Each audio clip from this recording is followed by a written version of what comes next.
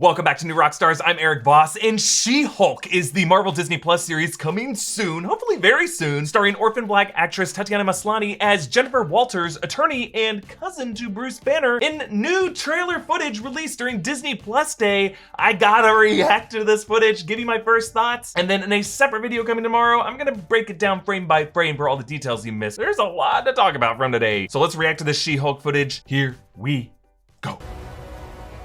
I'm Jennifer Walters. Yeah, you are. I'm a normal lawyer. Well, not that normal. These What? transformations are triggered by anger and fear. Don't make me angry.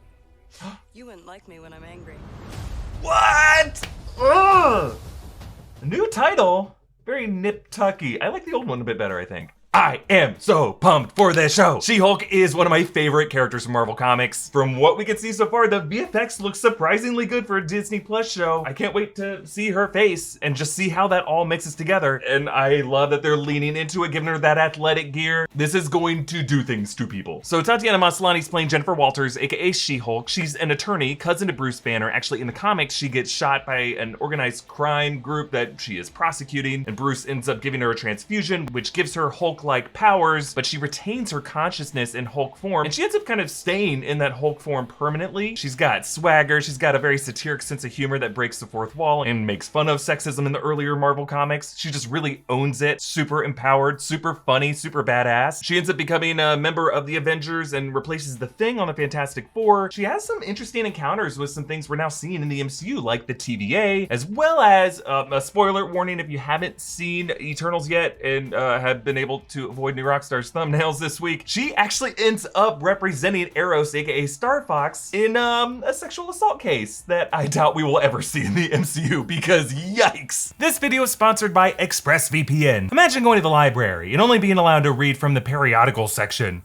Lame. But that's kind of what's happening with your streaming services, right? Like, did you know that there are Netflix libraries in other countries that have twice as many Oscar-winning movies as a US Netflix? Well, ExpressVPN is here to help. ExpressVPN is a virtual private network that encrypts your data to keep it from being stolen or tracked and can grant you access to blocked content in your country. You can open yourself up to a whole new library of content without having to pay for a whole new streaming service. ExpressVPN allows you to reroute your connection to a server in a country of your choice, making geo-restrictions a thing of the past. Reroute your connect to the UK and watch Rick and Morty for free. Or European friends can do the reverse and enjoy all of our US-only content. ExpressVPN is helpful for preventing your online data from being stolen or monitored without your knowledge, and I just like how easy ExpressVPN is to use. No confusion, no wasted time, and the whole thing runs fast. Just fire up the app and connect with just one click. It's the top-rated VPN provider, rated #1 by TechRadar. Find out how you can get 3 months of ExpressVPN for free by visiting expressvpn.com/newrockstars or clicking the link in the description below. Now, it looks like they're doing some things differently on this show. We're gonna have like 10 episodes of this, each around a half hour. In this case, it looks like he brought her into that Gamma Lab that he referenced in Avengers Endgame, where he said, I spent 18 months in the Gamma Lab trying to mix the brain with the brawn. And here, despite seeing Mark Ruffalo back in his Bruce Banner form in the Shang-Chi post-credit scene, he's back in his Smart Hulk form. That is going to be something we see on this series. And he tells his cousin these transformations are triggered by anger and fear. Now, we don't know why he's trying to transform her, what he's trying to trigger. It doesn't look like she's injured here. It just looks like they're testing something out. This could be post-transfusion, and she accidentally became She-Hulk, was a bit out of control before, and now he's trying to tell her how you can get that balance, the balance that he now has as Smart Hulk. But in order to do that, he has to trigger her. He has to make her angry, fearful. And if she can master that anger, that fear, she can just kind of have this permanent harmony with her She-Hulk identity. But in addition to this, we're also going to see Mark Ruffalo and his normal Bruce Banner body. However, this shot looks like it could be a reflection off a different surface. So maybe we're seeing She-Hulk and Smart Hulk looking at themselves in a mirror reflection, or maybe having their astral projected souls out of their body commune with each other. But hopefully we will get some answers of why exactly Bruce Banner appeared in his human body in that Shang-Chi post-credit scene. Is he capable of transforming back into a human form? Does he have some kind of technology technology or magic that can detach his human soul from his body in the way he communicates with other people. And that's just what we were seeing in that conference call in the Shang-Chi post-credit scene. So in addition to these two on the show, it's also confirmed that Tim Roth is returning as Abomination in the MCU in this series. We saw him, interestingly, in Shang-Chi sparring with Wang in the Macau Fighting Club. We also know that Jamila Jamil is playing Mary McFerrin, aka Titania, a major She-Hulk villain who really matches her strength. So a lot of characters in the show are going to be boosted via VFX. A lot of money is going to be poured into this to make this work, because traditionally in Marvel, the character of Hulk, they tend to avoid showing too much because it costs a lot of money to animate that. But now they got this Disney money. That's what your $8 a month is going to. I'm just really excited for the tone of this. It's going to be